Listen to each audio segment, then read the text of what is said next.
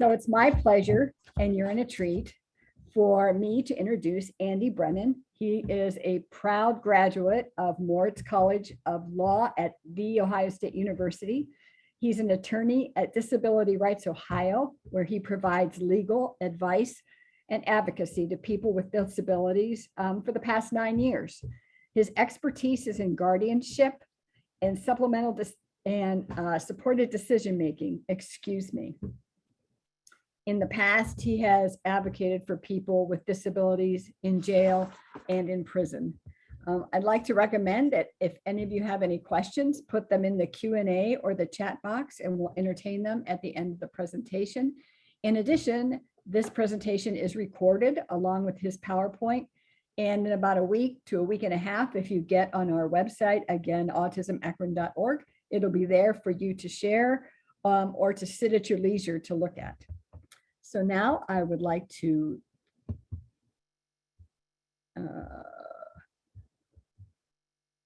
I know I did that. I'd like to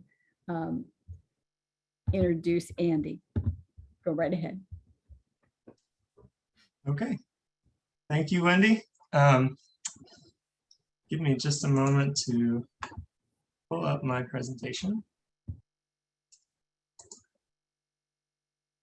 Okay. And share it with all of you.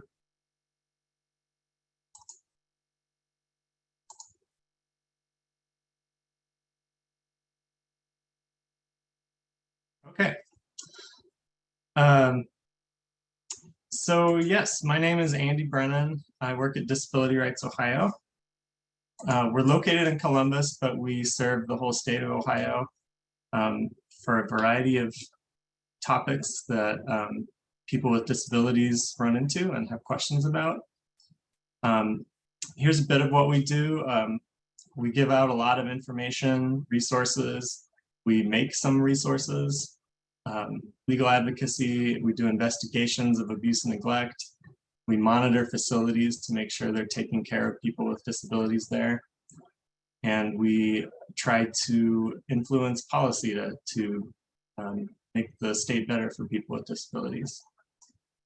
These are some of the teams we have. I also want to point out about the Rep Payee team. We'll talk probably a little bit about Rep Payees today, but I'm on the Rep Payee team now. So a Rep Payee is someone that manages another person's Social Security money because they can't manage it themselves. If you come across any problems or hear about payees not doing their job, you can refer those to us. Okay. So why are we here? I've done several of these guardianship presentations. Usually the questions are, how do you help an adult who has trouble making decisions for themselves? And what if something happens to my loved one? Who can step in to fix it after they're 18? Who will doctors, landlords, banks, and other organizations still talk to if my loved one needs help? And another one is, what will happen to my loved one if I'm not able to help them anymore? If I become unable to help them, can somebody else? So making decisions for themselves, is guardianship the only way to help? The answer is in most cases, no. So many people with disabilities do not have or need guardians.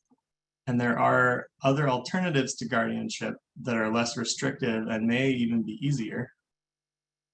But what we hear a lot is that organizations like schools or hospitals will sometimes suggest guardianship even when it's not needed, because that's kind of the big one that everyone knows about, and it's the easiest to understand maybe. But it's not always the easiest one to implement or the easiest one to have set up for your family.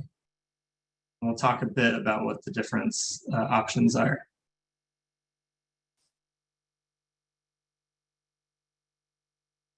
So some basic principles here. Everyone needs help to make decisions. When my car gets broken, I take it to a mechanic because I don't know how to fix a car. When my family and I wanted to buy a new house, I talked to my parents. I got their advice and had them look at the house with us to make sure that it seemed like a good deal before I did it. I got help with those decisions, even as a 40-year-old lawyer. And everyone should be allowed to make mistakes and learn from them. If you have ever made a mistake, raise your hand. Everyone's hand should be raised. If you've ever learned from your mistakes, raise your hand. Again, all hands should be raised. If your mistakes have helped shape you as a person, raise your hand. But a lot of times people with disabilities aren't given those same rights that you and I get. And in my work, I often see families or staff or caregivers or guardians put restrictions in place so that an individual in their care can't make a mistake. Often we do it with good intentions because we don't want to see them hurt or sick or sad. But in taking away their right to make a mistake, we are also sometimes taking away a part of what makes them human and what makes their life their own. Now, I'm not suggesting that we throw caution to the wind and let all hell break loose. But a good rule of thumb is ask yourselves, is a non-disabled person allowed to do something? If you had a stressful day at work and you decide to eat a box of donuts, you're allowed to. You're still allowed to eat a box of donuts even if your doctor advises you against it. You're still allowed to eat a box of donuts even if you should be saving your money for something different. You're allowed to make that mistake. So sometimes it's good to ask, would a non-disabled person be allowed to do this? Like, would a non-disabled person be allowed to drink lots of soda instead of water? Yes. Would they be allowed to get a tattoo? Would they be allowed to buy lottery tickets, get a piercing, or skip their medication, or pick who they want to date, or date someone their parents don't like, or have a messy room? These are all things that we get to do that people with disabilities should get to do too. So before choosing guardianship or the alternatives, the best advice I have is to assess the areas in which the person needs support when making decisions. So there are many different ways that we can support a person in making good decisions in their life. Now, the law says that we should start with the least restrictive options before moving on to more restrictive ones. The assessment is different for every person and every circumstance that that person is in. How capable is that person? What is their support circle like? Who's around them that can help them? How much money does your family have or that person? Deciding what their needs are is going to be very specific to who that person is. And we'll talk more about these throughout the presentation, but I like to show this to show some of the variety of different ways you can help people with decisions. So these are daily decisions, what a guardian of the person would do. But guardian of the person is the most restrictive way to help a person make those decisions. Daily decisions would be things like where you live, what medical care you need, whether you're allowed to drive, what sort of things you buy at the store, things like that. So we always encourage people to start with the least restrictive first, and then work your way down depending on what that person's needs are and what their circumstances are. And here's another one for financial decisions.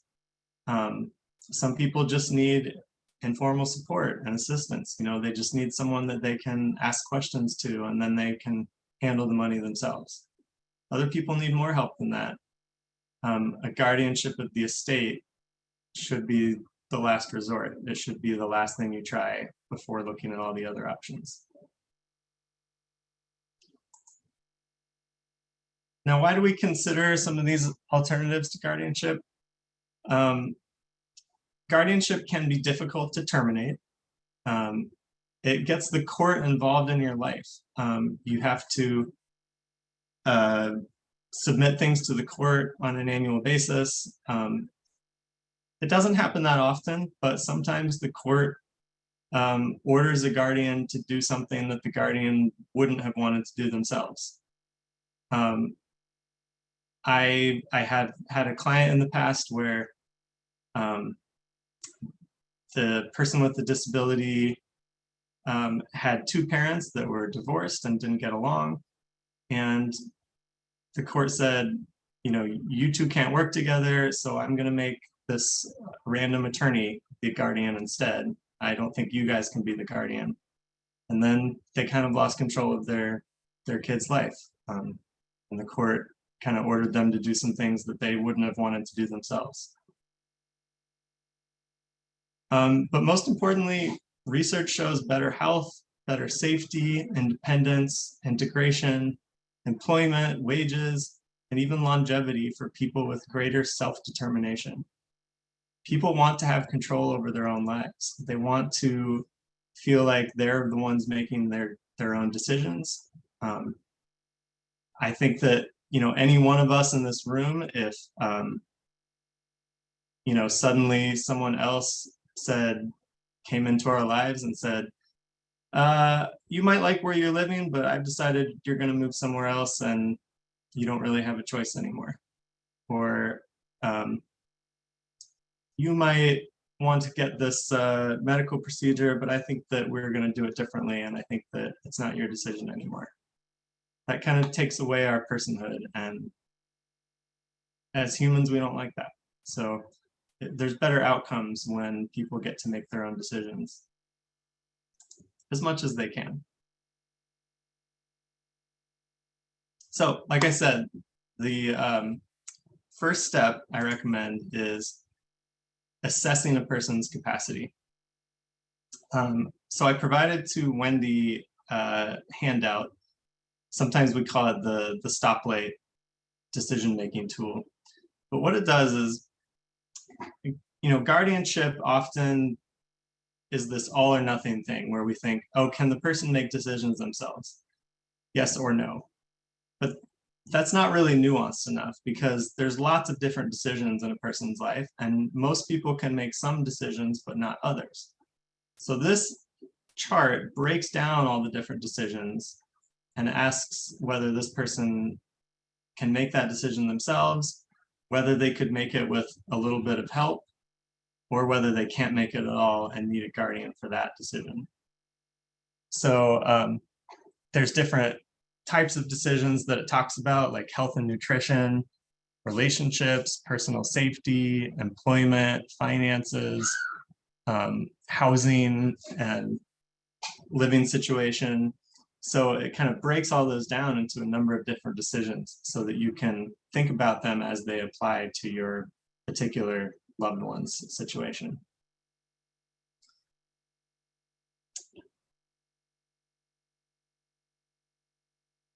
So I kind of talked about that on the last slide, but the decision-making assessment breaks that apart so you can consider what the person can do on their own and how much help they really need for each of those different decisions. When to start? It's, you know, it's always a good idea to plan early. This is kind of like a, it's almost like a end of life decision, because, you know, my family, I have a will. I'm, you know, pretty young, but I still have a will for my family, and I have advanced directives. That's something I recommend for everyone. To start planning early, because you never know what might happen, and you want to, you know, take care of your family and your loved ones. So you assess which areas they need help and consider how to get that help for them, and then revisit that every few years. So what I do want to recommend is you can call my office. You can call Disability Rights Ohio to discuss some of these options. Just to note, we do take direction from the person with the disability. They're our clients. We're the protection and advocacy system for people with disabilities. So if a parent calls our office and says, hey, I want to talk about guardianship, the first thing we'll usually say is, sure, can we talk to your person with a disability first and get their permission and find out what it is, what their goals are and what they want to achieve.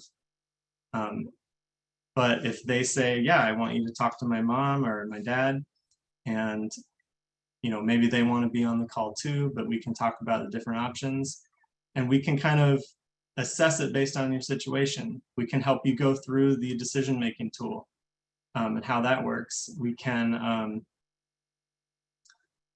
talk about who's in your support circle and what's your living situation like, or are there any medical concerns that are complicated? We can kind of ask you those questions and give you some idea of what your different options might be for helping the person make decisions.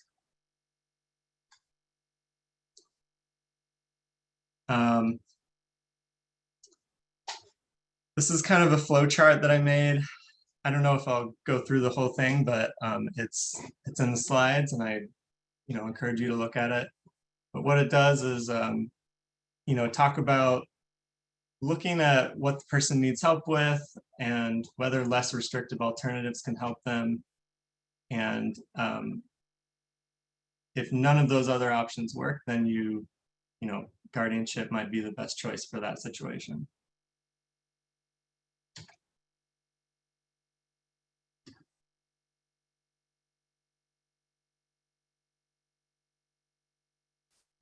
So what is a guardianship? In Ohio, it's when a county probate court determines that a person's legally incompetent, which means they're unable to take care of themselves or their property. And then the court appoints another person to make decisions for them. Some terms that you will want to know: guardian of the estate is a guardian that makes decisions about finances and property. Guardian of the person makes decisions about medical care, housing, food, clothing, shopping, safety. In a lot of cases, a guardian will have both of those. They'll be a guardian of the person and estate. An emergency guardian is one that's appointed more quickly because there's some sort of emergency. Like if a person, got in a car accident and suddenly went into a coma, but medical decisions needed to be made, then their family could apply for an emergency guardianship to try to get it moving really quickly. Co-guardians are when two people are a guardian, like a mother and a father together. A limited guardianship is when, instead of the guardian making decisions about everything from A to Z, they only make decisions about the few areas where the person needs help. So maybe they only need a guardian for medical care, but they can make all the other decisions themselves. Or maybe a person only needs help making sure that they have a good housing situation, but after that, they can live their own life and make their own decisions.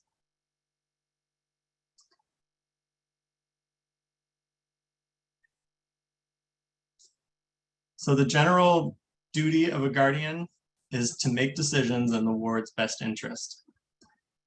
And that's defined in the courts as maximizing what is best for the ward, including the least intrusive, most normalizing, least restrictive decision that's appropriate to their needs. Now that all sounds kind of complicated, so I like to show this little graphic, the best interest balance. Basically, guardian's job is to balance what's best for the person, what keeps them safe, what keeps them healthy, what keeps their finances secure. But they also have to balance that with letting the person have as much independence as they can and the least restrictive life that they can, and to have as much self-determination as they can. Now, different people have different abilities and capabilities when it comes to independence and self-determination. Some people can make almost no decisions. Some people can't make any decisions. If a person's in a coma, they can't make any decisions at all. But most people have some ability, whether it's just choosing what they want to have for breakfast or what clothes they want to buy at the store, going on up to, other people can make decisions about where they want to live and where they want to work. And so in any guardianship, you have to balance what that person's capable of doing on their own and what decisions they can make on their own with what their needs are and what will keep them safe and healthy and secure. What we sometimes see, unfortunately, is guardians only focusing on the part that keeps people safe and healthy and secure, but not always listening to what the ward wants and not letting them live the life that they want very much. And what it ends up happening is that the person, they're safe, but they're also overly protected, and they don't have that dignity of risk to live their own life and possibly make mistakes that they can learn from. Other guardian responsibilities, I'm not going to read through all of these, but they're here in the slides. There's rules that guardians have to follow, and the courts are supposed to be supervising the guardianship and making sure that the guardian's doing a good job.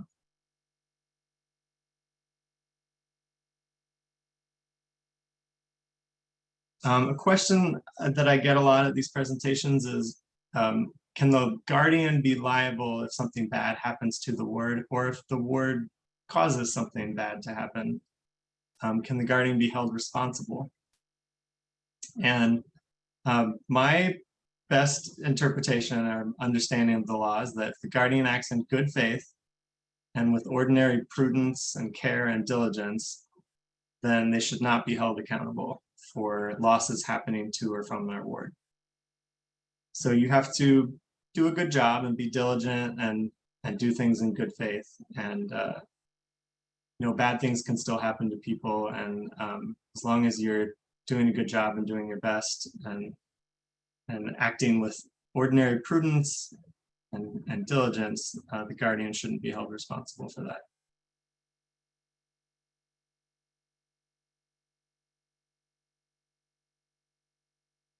So guardianship happens at the probate court. How is it started? The person who wants to be the guardian fills out an application packet at the county probate court where the ward lives, or the prospective ward, they call it, because they're not a ward yet. They fill out the application packet. They have to get a guardian background check. There's a filing fee. If you can't afford the filing fee, you can ask for that to be waived. And you also have to get an expert evaluation from a doctor or a psychologist that's within the last 90 days, where the doctor or psychologist agrees that the person needs a guardian and can't make their own decisions or can't take care of themselves or their property. The court schedules a hearing date. That kind of depends on how busy the court is and how quickly all the paperwork gets turned in. A court investigator visits the proposed ward. When they meet, the court investigator provides notice to the ward, tells them that someone has applied to be their guardian if they don't already know it, and also reports back to the court whether the court investigator, whether it appears like the person might need a guardian or not.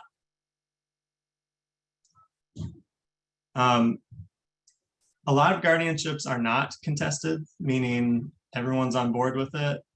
Sometimes even the person with, often even the person with the disability, and they're okay with the guardianship, and that makes things a little smoother. If the ward does not want a guardian, or if someone else in their life doesn't think that they need a guardian, those people can also show up to the court hearing and give evidence showing that they don't think that the person needs a guardian.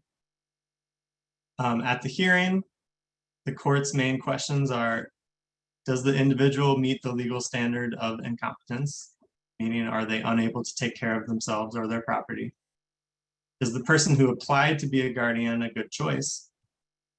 And they should consider evidence of less restrictive alternatives if the person could get help a different way.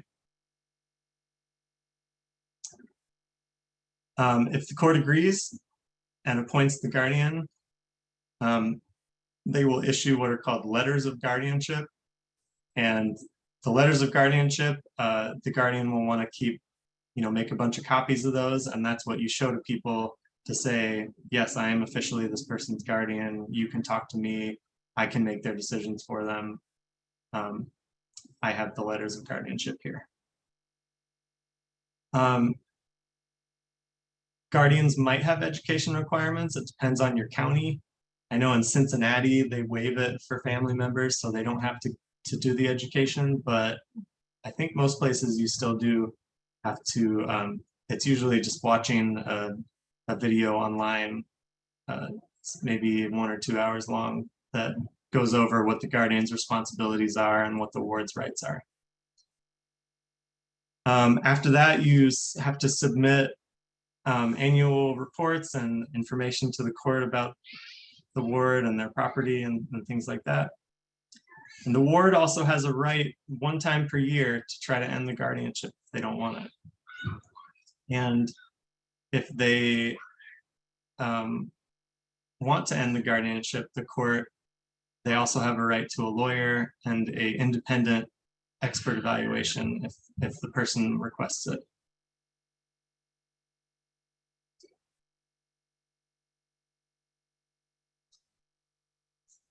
So guardianship doesn't remove all the rights from the ward. There's still some things that they get to do under basically like the Constitution and civil rights laws.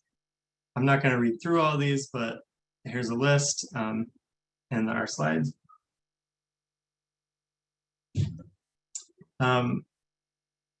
Some ones that not everyone knows about: a ward still has a right to get married, to decide whether or not to have children.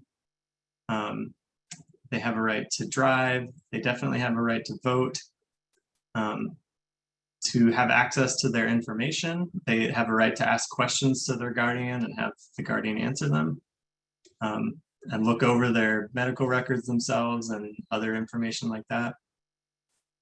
And they have a right to try to end the guardianship if they don't think they need a guardian.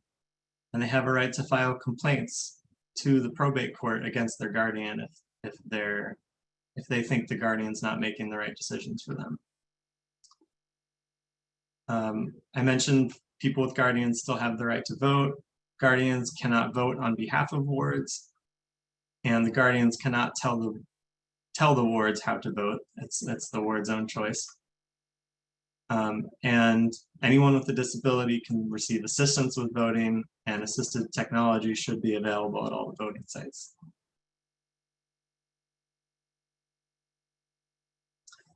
Okay, so I'm going to talk now a bit about these other options, the continuum of supports that we call it. But I know that's a lot to keep in your head all at one time. So I do recommend, give Disability Rights Ohio a call if you have questions about your family's situation or what some of these different options mean and what are the pros and cons and how they fit into your family's situation. But I will go over them.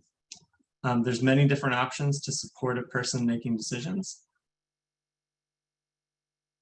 The easiest way is informal support. It's just, what we all do. Asking questions to people and providing them with information in a form that they can understand. You can set a person up with assisted technology, like, if a person needs help remembering to take their medications, you can get an app on their phone that reminds them to take their medications and tells them which ones to take. You can set it up with the pharmacy so that, the pills that they need for each day come in a little packet for each day so that there's no question they're taking the right ones. You don't have to get a guardianship for everything or even a power of attorney. You can sometimes just figure out a way to give that person a little help, and that could be enough depending on the person's needs. Supported decision-making is something, so probably I'm guessing most of you are familiar with the IEP process in schools for special education, or the ISP process for the county DD boards. It's kind of a formalized plan for how to support this person making their decisions. It identifies who their supporters are and what their areas of needs are. And it kind of puts down in writing, like, you know, what this person's goals are, what they need help with, who's going to give that help. And it can change and evolve over time depending on how the person grows or what their wants or needs change. And it can be very formal or very informal. You could also just, you know, write down on a piece of paper, like, you know, here's the people you go to if you have questions about your medical care. Here's the people you go to if you have questions about your finances. That's supported decision-making, kind of an informal version. You can also do it very formally and have meetings on a regular basis. You can decide how often that's needed. You know, it could be once a month, or, you know, a few times a year, or just whenever it's needed, but not all the time.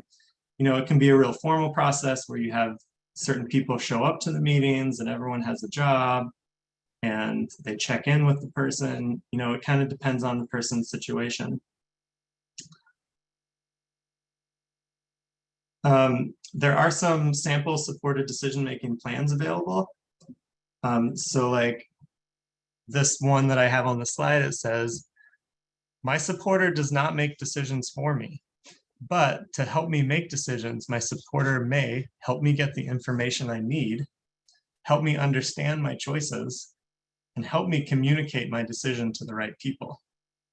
So supported decision-making is giving the person the help they need, giving it to them in a way they can understand, but it's still their decision. And they get to make that choice, and you can help them make that choice.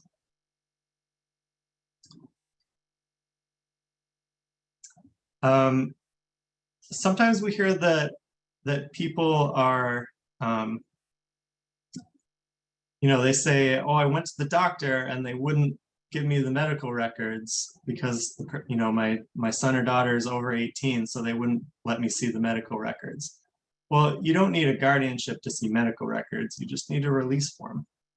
And likewise, you know, if you wanted to call Social Security and ask questions about your son or daughter, you don't need to be a guardian to do that, but you do need to fill out a form to make yourself an authorized representative. So sometimes there's just basically a permission slip that the person with a disability can sign that says, oh yeah, I want my mom or dad to be able to talk to Social Security or to my doctor or to the hospitals. And sometimes it's just a matter of finding the right form. And you don't need a guardianship for that. Sometimes people think that a guardianship is necessary because they're concerned about a person's safety. If someone is, you know, threatening or being dangerous to a person, you don't necessarily need a guardianship to keep that person safe. Sometimes you could just get a protection order, you know, a no contact order, as you know people call it, that a court gets involved and says to the, you know, the threatening person, you have to stay away from this person, and if you come close to them, then they can call the police and you can be arrested. So trusts are basically, I like to think of it in simple terms as a bank account with rules attached to it. And a trustee makes sure that the money is used according to the rules on the bank account. It's a bit more complicated than that, but it's a way to make sure that a person with, it's one way that you can make sure a person with disabilities has enough money, and that there's someone else helping them spend that money and make sure that, you know, they are provided for, even if if they lose their money themselves. So a power of attorney, there's two main types: financial power of attorney, healthcare power of attorney. A financial power of attorney can help a person make decisions about their finances. And the difference between a financial power of attorney and a guardianship of the estate is that the financial power of attorney should still be, trying to achieve the goals that the person with the disability wants. So it's still the person with the disability's decision, but once they make that decision, the financial power of attorney can go to the banks and can access their money and whatever is necessary to help them fulfill those duties, to help them to meet their goals. Same with a healthcare power of attorney. The person with the disability, well, and also you don't have to have a disability. You and I can give financial and healthcare power of attorneys to other people too, in case something happens to us. And I actually recommend that. I think everyone should have, they're called advanced directives set up so that if something happens to you or you're not able to make your own decisions, then there's automatically someone you trust who can take over and making decisions for you. And we can do that with powers of attorney. A couple other terms that you might have heard with powers of attorney: a durable power of attorney means that when you sign it, when the person signs it, it's effective now, and then it continues to be effective even if the person loses capacity later on. A springing power of attorney means it's not effective until the person loses capacity. So my wife and I are, our financial power and healthcare powers of attorney for each other, and it's springing. If anything happened to me where I lost capacity, it would spring into effect, and my wife would be able to manage finances for me or make healthcare decisions and give consent for me at the doctor's office. In order to sign a power of attorney, the individual must have an ability to understand what they're signing with support, which varies depending on how complicated the power of attorney is and what that person's abilities to understand. So, if you can explain to a person the different parts of the power of attorney form and say, son or daughter, if something happens to you and you can't make your own decision, do you want mom and dad to be able to make that decision for you? And if they say yes, then they can put their initials on the form and sign it, voluntarily make it so that you are their power of attorney. Power of attorney forms are available online. That's the ones that my family used. We just went and filled them out. If you have a complicated situation or you want legal advice, you can talk to lawyers and get advice on what it all means, and they could even make a special power of attorney for your circumstances that's different than the form ones that are available online.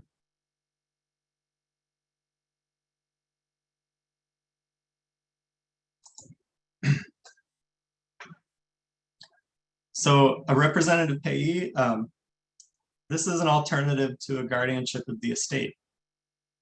Sometimes if a person, some people, the only income they have is their Social Security money. And really, they don't need a guardianship of the estate. They just need a rep payee to make sure their bills are paid. So a rep payee is a person chosen by Social Security to make sure that the beneficiary's needs are met and that their Social Security benefits money is spent only on them and covers their most important needs like housing, medical care, groceries, clothing, things like that. A rep payee does not have control over non-Social Security funds. So if the person has a job and they get wages, then the person with a disability still gets to control the money that they make from other places that aren't Social Security. And sometimes that's a good arrangement.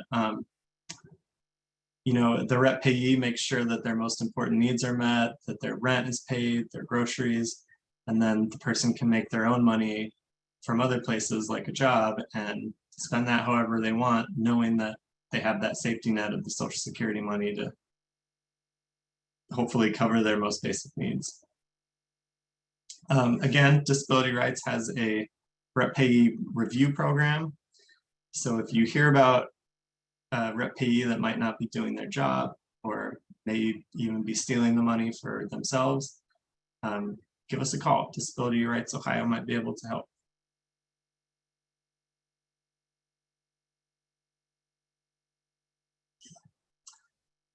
Conservatorship is kind of, I don't know anyone that has this. It's an option. I'm not going to read through the whole thing.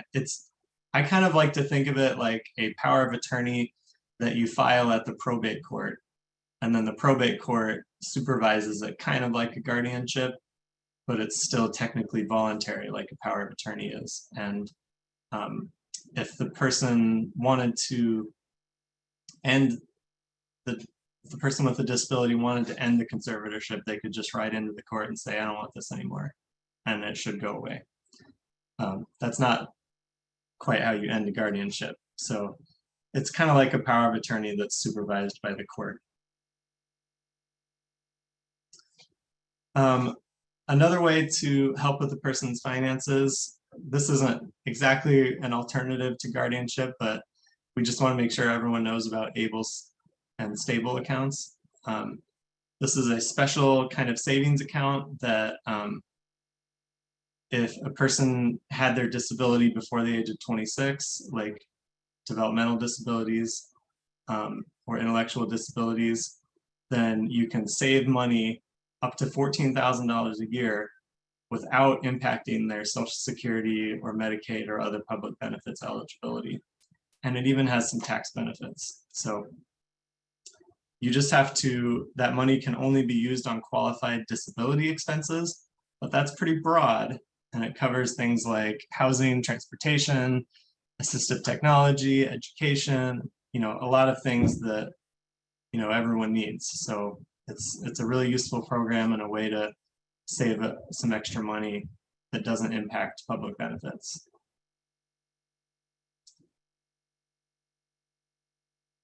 Okay.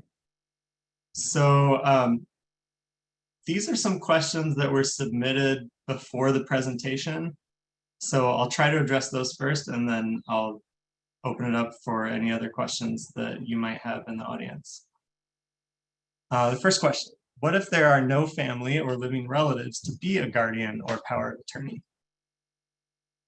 So this is true for all of us, you know, people without disabilities, people, you and me, all of us. You want to think ahead and early and think through who might be able to help you if you can't make decisions for yourself. If something happens, or if something happens to you, who's going to take care of your kids? Or if something happens to you, what's going to happen to your money? If there is no family or living relatives, you can hire a professional like a lawyer or a social worker or a nurse for personal and medical decisions, or you can hire like a banker or a CPA for financial help, but they'll probably charge you an hourly fee. I'm giving a presentation. Sorry, my daughter. The issue is that they'll, you know, charge a fee for anytime they are working on your case, they're going to charge an hourly fee. There might be some organizations or nonprofits that can help. You could ask your DD board for ideas of organizations that might be willing to be a rep payee or power of attorney. there are even there's something called APSI. There's organizations like APSI and a few others that can even be guardianship for people that don't have anyone. And last but not least, the courts usually have the probate court should have a list of professional guardians that they use. And you know, if a person comes to the court, if a person who needs a guardian appears at the court and there's no one available to be the guardian, the court usually has a list of people that they can assign to be the guardian for people that don't have anyone else. Sometimes the guardians on the court list have lots of wards though, and can only provide minimal supervision. But some of them also do a really great job, so it just depends. Next question, how long does it take to get a guardianship? I've heard 2 to 4 months is common. It can depend a lot on the case. It can take longer if the court is really busy. It can take longer if the guardianship is contested, and some people don't think it's necessary, and it kind of, you know, becomes an argument about whether they need a guardian or not. If there's a complicated financial things or property that need to be worked out, that can make it take longer. If people don't get the right forms in at the right time, that can delay things. If there's an emergency and you need a guardian very quickly, you could try to get an emergency guardianship, and hopefully that, you know, depending on how dire the emergency is, gets done in a week or less. All right, another kid breaking in. All right. Sorry. Okay. Sorry, Jess, I'm giving the presentation. Sorry about that. So yeah, I've heard it takes a few months, but it can be quicker or longer depending on the circumstances. Okay, what are the pros and cons of guardianship and power of attorney for the caregiver and the person with autism? Can limited guardianship be used instead of power of attorney? What would be the advantages and disadvantages? So I hope that we kind of covered that in the presentation. There's different advantages and disadvantages for all of the different alternatives. And I really think it just kind of depends on your family's situation and what the person with the disability's capabilities are. And so that's why I kind of recommend, you know, if you want to talk through the different options and see what might fit with your family, call Disability Rights Ohio, and we can try to talk through that with you and figure out, you know, how it works for your family. It's kind of like, you know, when you're making investments, like, do I put my money in stocks, or do I put them in bonds, or do I put them in real estate? There's different pros and cons to all of them, and it just kind of depends on what your goals are and what your situation is. So it's really best to just talk through it with someone. Does shared parenting or divorce play a role in guardianship? So it can. So if a person applies to be guardian, the court has to decide who's the best person, you know, is the person who applied a good choice to be guardian? And if there's, you know, shared parenting, the court has to figure out what's in the best interest of the ward. And, you know, is it going to work out? Do we need to make both parents co-guardians? Or do we just need to pick one that we think will do the better job? Or sometimes the court says, you know what, these two parents don't get along. They are fighting about things and they have disagreements. I think we need to make a third party, you know, someone that's outside of the family, a guardian instead. So that can play a role. The court just has to decide, you know, what's going to be best for this person and who's going to be the best choice for guardian. Can you please address successor guardians? Okay. So yeah, successor guardians, the way it works is if a guardianship is already in place, there is a way that you can nominate someone to take over as guardian if something happens to the guardian. It's called a guardian nomination, and it's kind of like there is a process for it. You have to have two witnesses or a notary to see you sign it, and then you submit it to the court, and it's put into the guardianship docket, and then the court knows if anything happens to the current guardian, this was someone that was nominated to take over.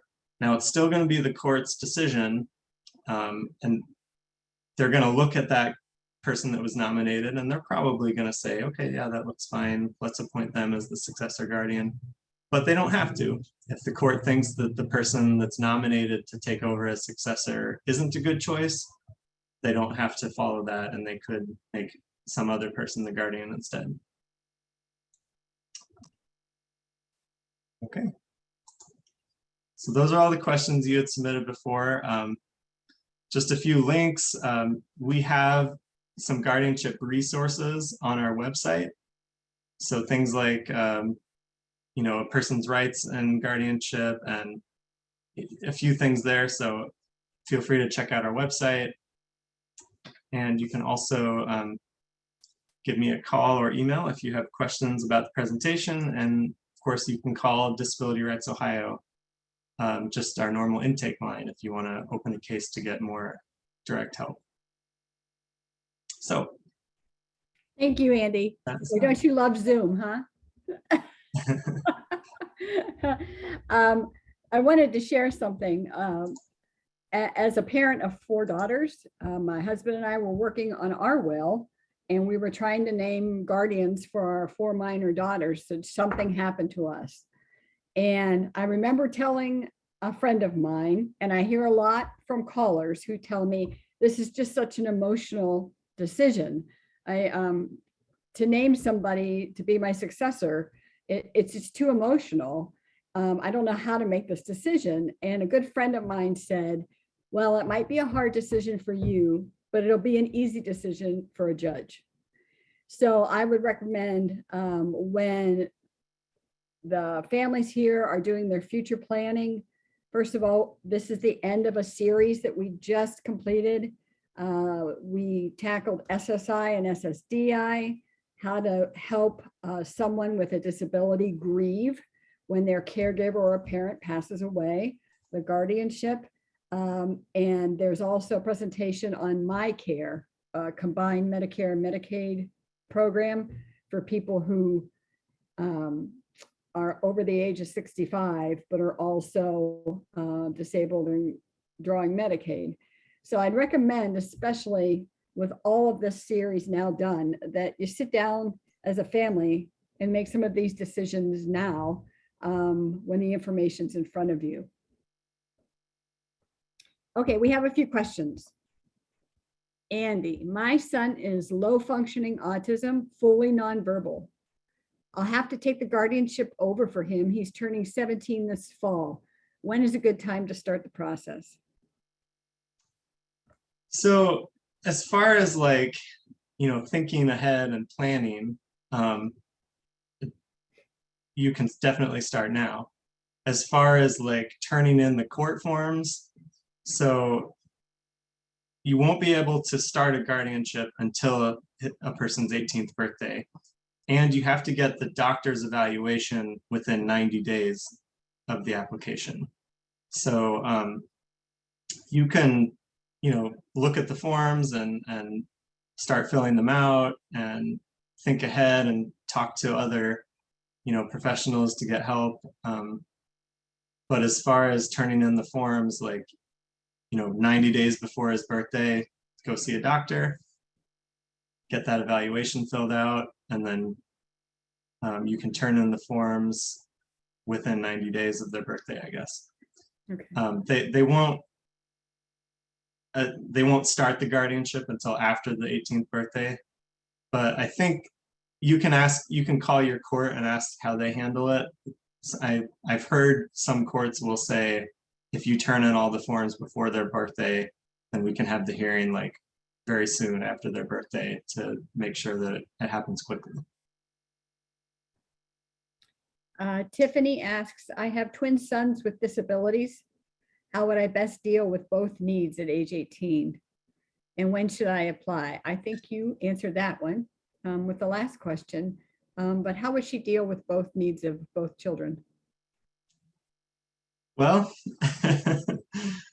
I think that might be something that you spend the next 6 years thinking about. And again, it depends on what their capabilities are and what the family circumstances are, who might be around to help them, if they have complex medical needs. So there is a lot that it depends on. So that might be one that you could call to get some, call Disability Rights Ohio or start talking to, people at the DD board and planning ahead for, and, revisiting over time. So. Again, where do you find the guardianship application? So it's always going to be at the county probate court. You're supposed to get guardianship in the probate court where the ward resides. So where the person with the person who's going to be the ward lives, that county. A lot of the county probate courts have things online. They have good websites, and you can just click around to find the forms, and then you can find the guardianship application packet. Some smaller courts or more rural courts might not have a good website, and then you just have to go into the court, or maybe you could call them and ask them to mail it to you or something. At what age can a ward begin making his or her own decisions, which means they're out of parental control? So yeah, a person becomes their own guardian when they turn 18. That's just kind of the legal standard. So yeah, on their 18th birthday, they can technically make their own decisions. So I've also spoken to families whose 18-year-olds are going to stay in public school system to age 22, and they're sitting down for IEP meetings, and parental control of all the disability services through the school ends at 18. And the kid gets up and walks out. I don't want to do this anymore. So another reason to have something in place. If Yeah. I'm sorry, go ahead. No, yeah, that's true. But also, you don't absolutely have to be a guardian to continue to participate in IEP meetings after the person turns 18. Mm-hmm. The person with the disability can just say, yeah, I agree, my mom can be here, my dad can be here and help, and continue to participate in the discussions. So you don't have to be a guardian of the person to keep going to those meetings. Right. But if the person who's 18 doesn't want you there, then yeah, once they turn 18, that is their choice. Or if they don't want to do that anymore, they have that right, I guess, to stand up and refuse it. Yeah. Mm-hmm. Is a guardianship recognized nationally?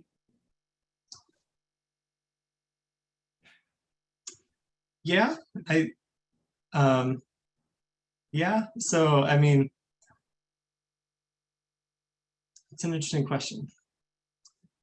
Like, if you are, I might need to know like what you mean by that. Like, do you mean if you call Social Security, which is a federal program, and say I'm the guardian, will they still talk to you even though they're in Virginia or whatever? Yes, they will. They recognize the state guardianship. If you and your ward moved to a different state, though, you would have to transfer the guardianship over to that other state. And their rules might be slightly different in other states too. If I am a guardian for my adult child already, do I still need power of attorneys? No. Well, so if you're a guardian of the person, then you don't need a healthcare power of attorney. If you're guardian of the estate, then you don't need a financial power of attorney. If a person has a guardianship, then it negates any power of attorneys that they might have had before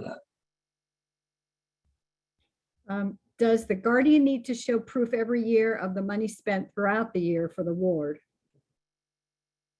So if you're a guardian of the estate, there are rules about you have to keep track of how the money's spent, and I do think it's either every 1 or possibly every 2 years you have to submit that to the court. It kind of depends on the court how detailed and specific they want you to be.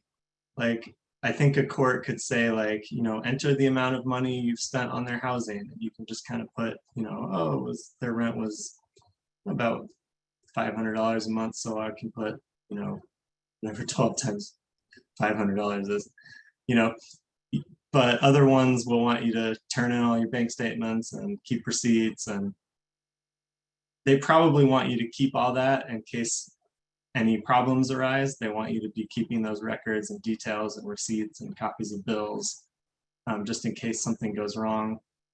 But it's kind of up to the court what they want you to turn in every year. And you can call up your probate court anytime and ask them, like, what kind of things, if I became a guardian of the estate here, what kind of things would you want me to turn in every year? Can you show me a copy of the annual accounting form I would need to fill out? So you can kind of do a little research beforehand and talk to your court and ask them how they handle that. The last question is several questions. Is there a paper that the ward shows people so that they know that they need to involve the guardian or power of attorney? How are the guardians or power of attorneys included in decisions, especially when the wards are not good communicators? So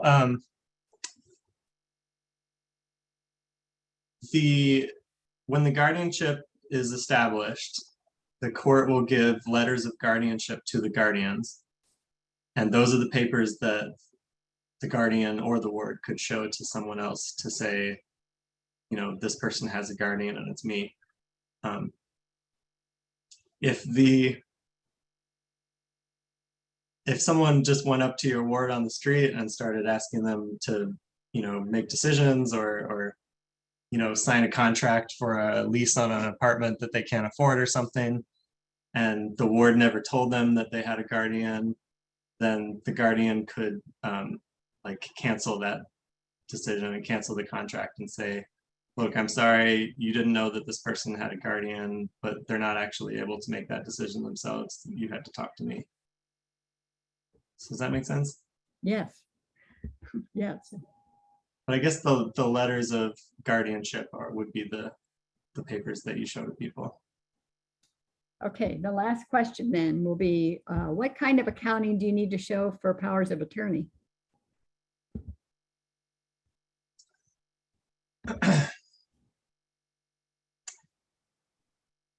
That's a good question. I don't know if it's necessarily required.